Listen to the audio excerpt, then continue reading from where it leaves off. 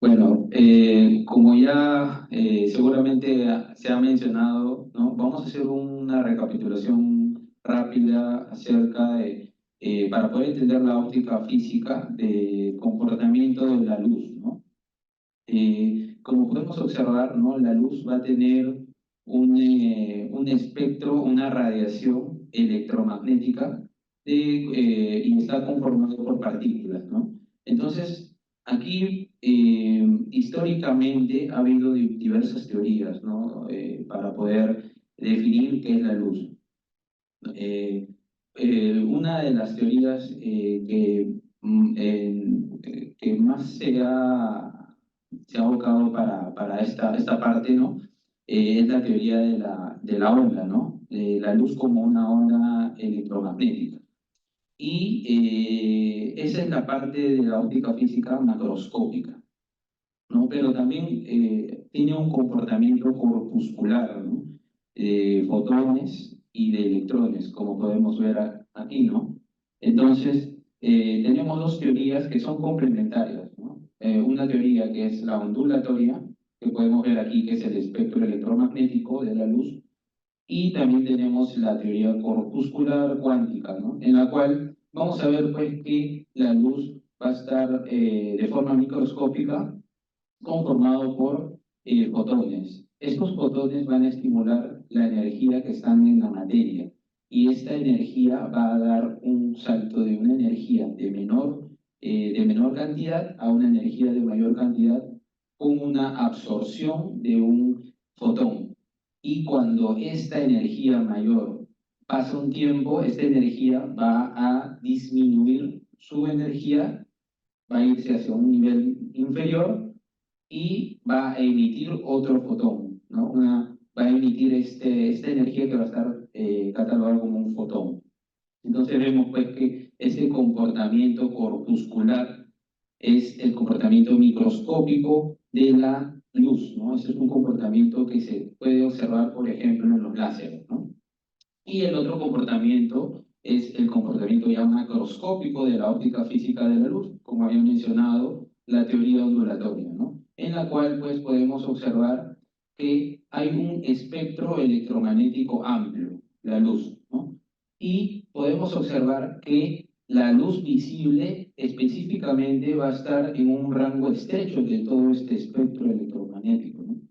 Y esa luz visible va a estar aproximadamente entre 500 y 700 nanómetros, ¿no? Entonces, para poder entender la parte que vamos a tocar de estos fenómenos físicos, vamos a tocar la teoría ondulatoria, ¿no? La teoría ondulatoria que nos menciona que la luz va a tener dos diferentes campos, un campo eléctrico, como podemos observar aquí en este gráfico, y un campo magnético. Estos dos vectores de los campos van a estar de forma perpendicular y van a ser también perpendicular a la dirección de propagación de la luz. Podemos observar también que en esta teoría ondulatoria de la luz, vamos a ver que va a tener una cresta, que es la parte más alta, y un valle, ¿no? Y esta distancia entre cresta y cresta se va a llamar o se va a denominar longitud de onda, ¿no? Y también vamos a ver que va a tener una velocidad, que es este C, la velocidad de la luz, que en el vacío va a ser 3 por 10 a la 8 metros por segundo. Y vamos a también relacionarlo con la frecuencia, que es el desplazamiento de esa onda en un tiempo determinado. Entonces, vemos pues que esta teoría ondulatoria de un campo eléctrico y magnético y una dirección de propagación nos va a permitir entender algunos conceptos de la parte de óptica física, la parte macroscópica. Entonces, el primer concepto que vamos a ver acerca de la parte de la óptica física es la polarización, ¿no? Ya entendiendo a la luz como con este comportamiento de onda ondulatoria, ¿no? Entonces, si nosotros como hemos mencionado, tenemos esa, esa onda electromagnética. Nosotros nos abocamos al vector eléctrico, que es este de aquí, que va a tener un desplazamiento y una dirección con respecto al tiempo. Esta orientación del campo eléctrico nos va a definir nos va a definir la polarización de la luz. Entonces, si nosotros vemos que este vector del campo eléctrico en el tiempo de la propagación tiene un movimiento que es aleatorio, es decir, de forma desordenada, decimos que la luz está no polarizada, ¿no? Y si este vector eléctrico tiene un movimiento de forma ordenada, quiere decir no aleatorio, vamos a decir que esta luz está polarizada. Entonces, nosotros vamos a poder observar este comportamiento de la polarización y primero de la no polarización, que es el vector eléctrico de forma, de forma aleatoria, lo vamos a ver en la luz natural, ¿no? La luz natural es una luz que es una luz no polarizada. ¿Y en qué momento se va a formar esta polarización? Por ejemplo, cuando esa luz incide sobre una superficie polarizante. Por ejemplo, cuando la luz del rayo del sol, que es una luz no polarizada, incide sobre un objeto, por ejemplo, el capó del carro, ¿no? O el mar, ¿no? Ese reflejo ese objeto va a generar como un reflejo y ese reflejo va a polarizar la luz y va a generar eh, un reflejo que lo vamos a ver aquí, ¿no? Entonces, eh, vamos a ver, pues, como había mencionado anteriormente, que la luz no polarizada, que es la luz natural, va a tener diferentes comportamientos, ¿no? Y una vez que llega a un objeto, una superficie, esa luz no polarizada se va a polarizar. Como podemos observar aquí, la luz polarizada va a tener un orden del campo eléctrico y va a tener una polarización de forma lineal horizontal. Y se va a ver como un destello, como vemos en esta imagen de acá.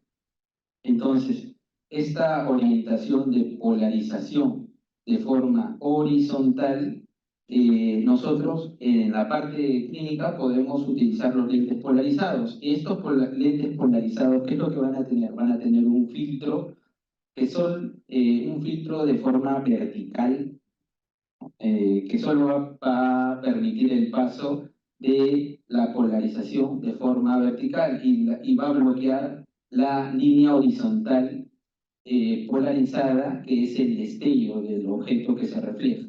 Entonces, no va a permitir eso, ¿no? Y si nosotros colocamos se coloca este filtro polarizador a un lente, va a eliminar el destello, ¿no? O esa luz reflejada que es molestosa, ¿no? Entonces, básicamente, ese es el concepto de polarización y la relevancia clínica, ¿no? Ahora pasamos a la parte de la interferencia, ¿no? Para poder entender qué cosa es interferencia, nosotros vamos a primero entender qué es coherencia, ¿no? Entonces, la coherencia es la uniformidad o la regularidad o homogeneidad de los haces de luz, de los frentes de onda. Por ejemplo, en esta imagen se puede entender mejor qué cosa es una coherencia, ¿no? Tenemos aquí una luz natural, ¿no? Que va a tener diferentes longitudes de onda. Y estas longitudes de onda van a estar de forma desordenada, todas juntas, ¿no? Como podemos observar acá. Tanto en el tiempo como en el espacio van a estar todas juntas y desordenadas. Entonces, esta es una luz incoherente.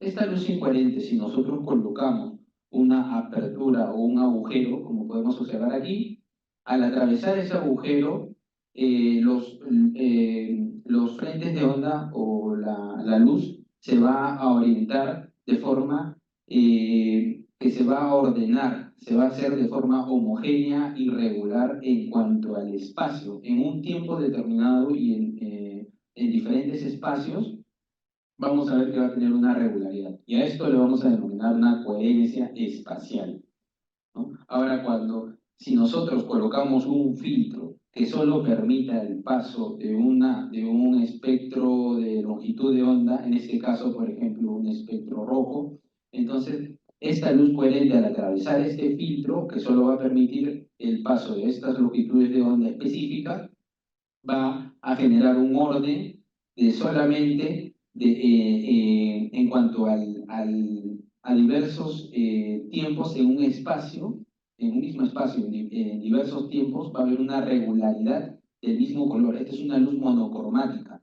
Entonces, vamos a ver que va a tener una coherencia temporal, ¿no? Porque va a ser en diversos tiempos, en un mismo espacio, va a haber una regularidad. Entonces, vamos a tener una coherencia en cuanto al tiempo, ¿no? Coherencia temporal. Y esto pues es la propiedad que va a tener, por ejemplo, algunos láseres, ¿no? Van a tener alta coherencia porque van a ser luz monocromática, ¿no? Y una vez que ya hemos entendido qué es coherencia, ¿no? Que es la regularidad de los frentes de onda, cuando ya tenemos una coherencia podemos generar una interferencia, ¿no? Como podemos observar en esta imagen, ¿no? Al atravesar, como ya habíamos mencionado anteriormente, la luz, un agujero, se va a ordenar de forma espacial, ¿no? La luz, y va a haber una coherencia espacial. Esos haces de luz, al atravesar una doble rendija, ¿no? Un doble agujero, van a generar, al atravesarlo, van a generar un desplazamiento de las ondas electromagnéticas y pues vamos a ver que va a generar interferencia.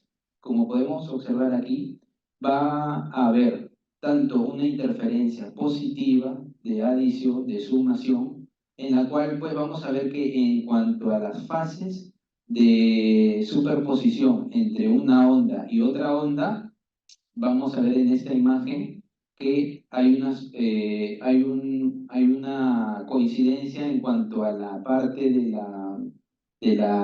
la cresta con la cresta, ¿no? En el mismo tiempo. Entonces, esta sumación va a generar una onda resultante electromagnética de la amplitud mayor.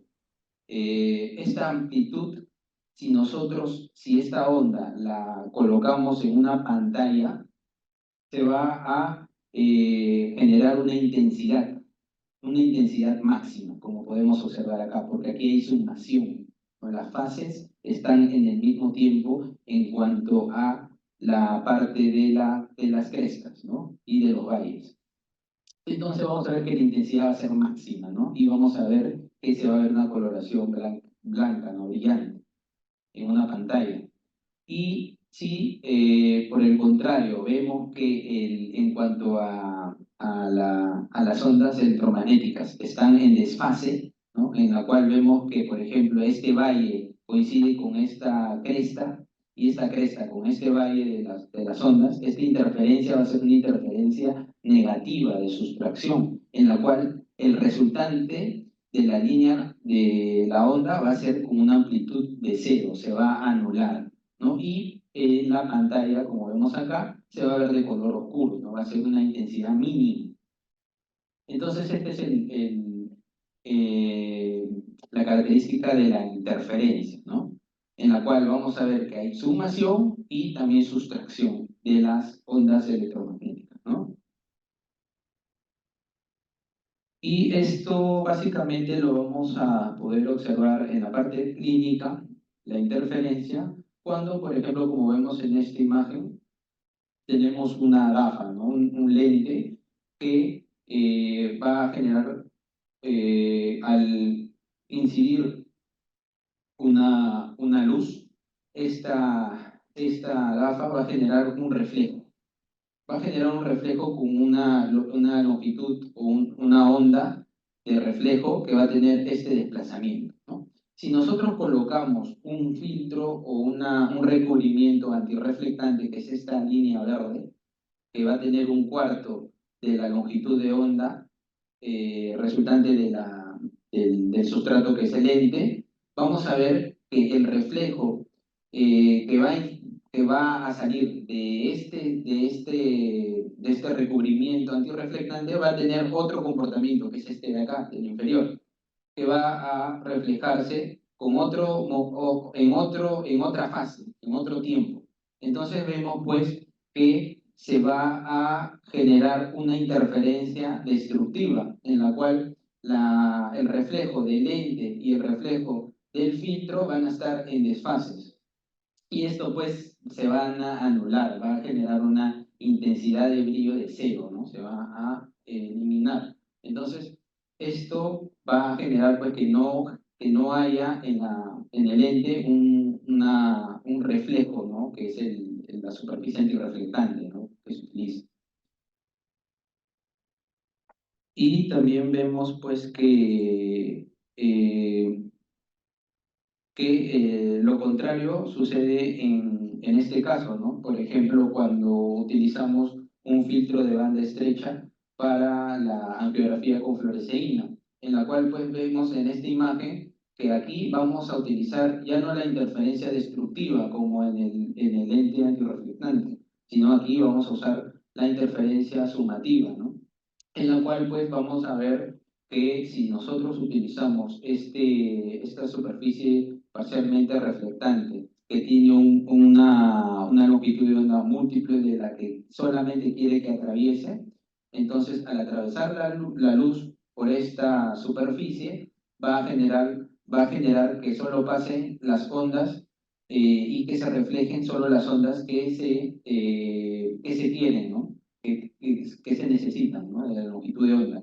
Y esto pues va a generar una sumación, una interferencia sumativa, y va a generar el paso de una sola o de un solo espectro de onda requerida, ¿no? En este caso, una longitud de onda menor de 500 nanómetros que pues va a generar la fluorescencia de una sustancia, ¿no? Entonces, esto básicamente se utilizan en los filtros de banda estrecha, ¿no? En el cual hay interferencias ya de sumación, ¿no? Y la otra propiedad de la óptica física también es la parte de la difracción, ¿no? Entonces aquí básicamente para poder entender esto, vemos pues que la luz al atravesar un agujero, eh, en los bordes de ese agujero va a generar como una dispersión. El comportamiento natural de la luz que sigue un trazado no va a tener el mismo comportamiento, ¿no? Se va a como doblar esa luz, va a tener otra orientación, otro comportamiento en cuanto a los bordes de este agujero.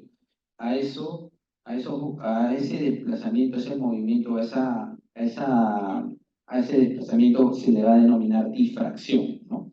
Y la difracción también va a estar conformada por una interferencia, que vamos a ver pues que si el objeto es un punto, la imagen que se va a generar va a ser un disco de aire, que lo voy a explicar más adelante con una imagen, en la cual vamos a ver que hay interferencias en el centro de diferentes formas, ¿no? Interferencias de sumación y de sustracción. Y se va a ver como una mancha, como un círculo. Si es un punto el objeto, la imagen resultante va a ser como una mancha, ¿no? Entonces, esto va a limitar la resolución de la imagen resultante, ¿no?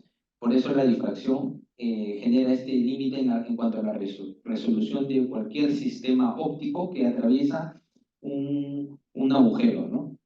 Entonces, otra cosa importante también es que este desplazamiento se genera básicamente, o esta dispersión en los bordes, se genera porque la luz que choca sobre estos bordes va a generar un movimiento en los electrones, una energía, y eso va a generar que el fotón resultante se genere otro movimiento, ¿no? Entonces eso va a generar una difracción. Entonces, esto es importante tenerlo en consideración para algunos entendimientos que vamos a mencionar en los lentes multifocales, por ejemplo, ¿no? Eh, entonces, aquí podemos observar, pues, que un solo punto o un objeto que es puntual, al atravesar una apertura circular, va a generar este resultante, que va a depender de la apertura circular, del tamaño del diámetro de la apertura circular. Entonces, va a generar una imagen resultante en forma circular, ya no un puntual, sino en forma circular. Y esto le denominamos función de dispersión puntual, que son las imágenes que se forman a nivel retinal, ¿no? Y que está considerado por la difracción, ¿no? Va a generar zonas de interferencia, como anillos, en los cuales vamos a ver que en la parte central va a haber un anillo más brillante, en la cual va a haber una mayor intensidad, o sea, es una interferencia sumativa, el 90% de la intensidad del brillo va a estar ahí, y va a haber una interferencia sustractiva y una interferencia positiva, ¿no? Entonces, la parte central va a ser la que va a tener la mayor cantidad de energía. Entonces, a esta mancha le vamos a denominar el disco de aire, ¿no? El disco de aire entonces va a tener un diámetro, ¿no? Y nos va a limitar o nos va a decir la resolución del objeto, cómo se va a ver en la imagen al atravesar una apertura circular, ¿no? Y va a tener, como vemos ahí, una fórmula, ¿no? Que básicamente aquí lo que importa es que eh, la longitud de onda de la luz que atraviesa va a ser directamente proporcional al diámetro del disco de aire. El disco de aire, el diámetro, si es que tiene un mayor diámetro, vamos a mencionar que tiene una mayor difracción. Y si tiene una mayor difracción, la resolución o la degradación de la calidad visual va a ser, la degradación va a ser mayor, ¿no? O la calidad va a ser menor, ¿no? Entonces, si tenemos una longitud de onda mayor, vamos a tener, por ejemplo, una luz roja, vamos a tener pues un diámetro de disco de aire mayor porque es directamente proporcional. Entonces, vamos a tener una menor resolución, ¿no? Como en este caso de acá, ¿no? Porque es una mayor difracción, un mayor diámetro del disco de aire, una mayor degradación. Y lo contrario si es que es una longitud de onda menor, como por ejemplo el color azul, en la cual al tener menor longitud de onda, tiene menor diámetro del disco de aire. O sea, el diámetro del disco de aire va a ser menor, va a haber menos difracción y va a mejorar la calidad visual. Otra cosa importante que también se menciona es la parte de la aberración óptica, ¿no? Que ella es un tema aparte, en la cual pues esa aberración va a aparecer cuando el diámetro de la apertura es mayor. Mientras más diámetro, va a generar más aberración óptica, que es otro comportamiento ya de la luz, en la cual en la periferia va a tener otro trazado, otra desviación de los rayos, ¿no? Y eso también va a impactar en la calidad visual. Entonces, la otra parte de la fórmula es el diámetro de la apertura. Si, no, si nosotros tenemos un mayor diámetro, va a ser inversamente proporcional al diámetro del disco de aire. Si nosotros tenemos una mayor apertura, una mayor dilatación, por ejemplo, vamos a ver, pues, que el diámetro del disco de aire va a ser menor, ¿no? Como en este caso. Entonces, va a tener una menor difracción. Y al tener una menor difracción va a tener una mejor calidad o una mejora visual. Pero aquí, como había mencionado anteriormente, también impacta la parte de la aberración, ¿no? Sin embargo, aquí la calidad visual lo va a disminuir la aberración óptica, porque ya va a ser en la parte periférica, ¿no? Al diámetro va a ser mayor, ¿no? Y lo contrario ocurre si es que el diámetro como en esta imagen, es menor. Si el diámetro es menor, como es inversamente proporcional al diámetro del disco de Airy, el diámetro del disco de Airy va a ser mayor, como acá, por ejemplo, ¿no? Entonces, al tener un mayor diámetro de disco de Airy, va a ser una mayor difracción y va a tener una menor resolución de la imagen resultante, ¿no?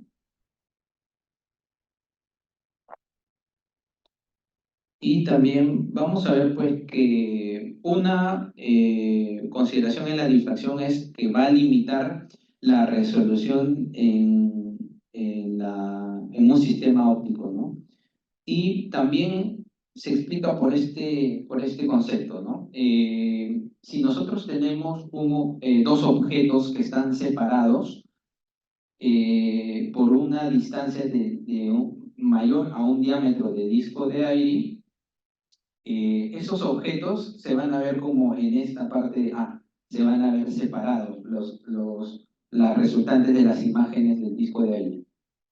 Pero si esos objetos yo los junto más que un diámetro de disco de aire, el resultante ya no va a ser los dos objetos, sino esos dos objetos se van a ver como un solo objeto. Entonces, aquí vamos a ver pues que la resolución de dos puntos se va a distorsionar cuando lo juntamos mucho mayor que un diámetro del disco de aire, ¿no? Entonces esto impacta también, como había mencionado, en cuanto a la difracción, el disco de aire, en cuanto a la resolución de la imagen, ¿no?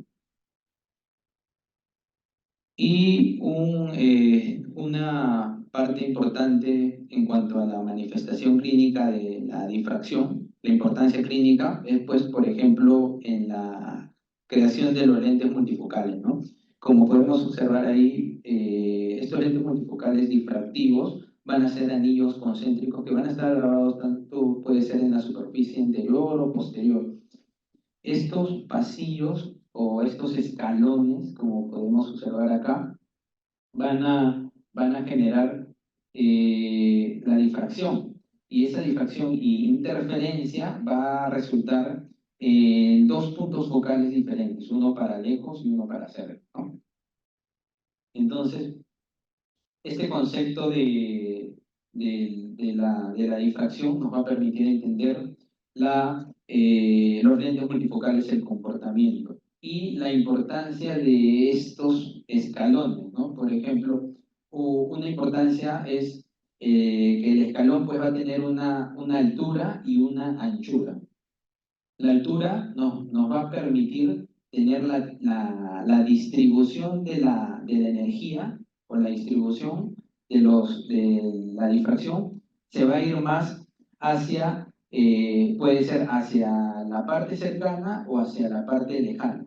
La distribución de la energía dependiendo de la altura del escalón, ¿no? Si nosotros, por ejemplo, tenemos que un, una menor altura, vamos a generar un mayor porcentaje de la distribución de la luz hacia el foco lejano. Y si aumentamos la altura de ese escalón, vamos a generar lo contrario, vamos a aumentar el porcentaje hacia el foco cercano, ¿no? La distribución de la energía de la luz. Y con respecto a una es la altura y lo otro es la anchura, ¿no? La anchura va a permitir ver cuánto es que se adiciona de poder al foco de cerca, ¿no? La adición. Esto es la anchura de los escalones, ¿no? Entonces tenemos las dos características de los escalones. Tanto la altura como la anchura va a generar difracción y va a generar, pues, que haya una distribución de los porcentajes, tanto para cercano o para lejano, mayor o menor, dependiendo de la altura, y la adición con respecto a la anchura, ¿no?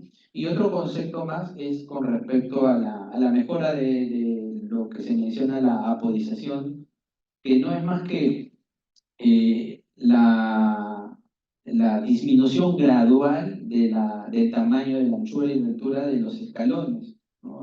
No hacerlo de forma abrupta, desde el centro hacia la periferia, la disminución gradual, sino hacerlo de forma regular, ¿no? Entonces, eso va a impactar en cuanto a la calidad visual. Es una mejora de los lentes multifocales, de los difractivos, en los cuales pues va a disminuir el halo, el glare, y también importante porque ahí se menciona la parte de la dinámica pupilar, ¿no? En la cual pues si nosotros queremos observar un objeto de cerca va a generar miosis y pues la parte central, las características de la parte central con la apodización va a generar que la distribución de la energía sea mejor o sea mayor para el punto cercano, ¿no? Que es lo que se quiere. Y cuando se ve de lejos, la pupila al estar dilatada, va a haber una mayor distribución de la energía hacia el punto lejano, ¿no? Entonces ese es un juego de dinámica pupilar con la agudización y con la distribución regular de estos escalones, ¿no? Entonces básicamente esa es la parte de la difracción para poder entenderlo con respecto a la importancia clínica de los lentes multifocales, ¿no? Bueno, eso es todo. No sé si tienen alguna pregunta. Muchas gracias.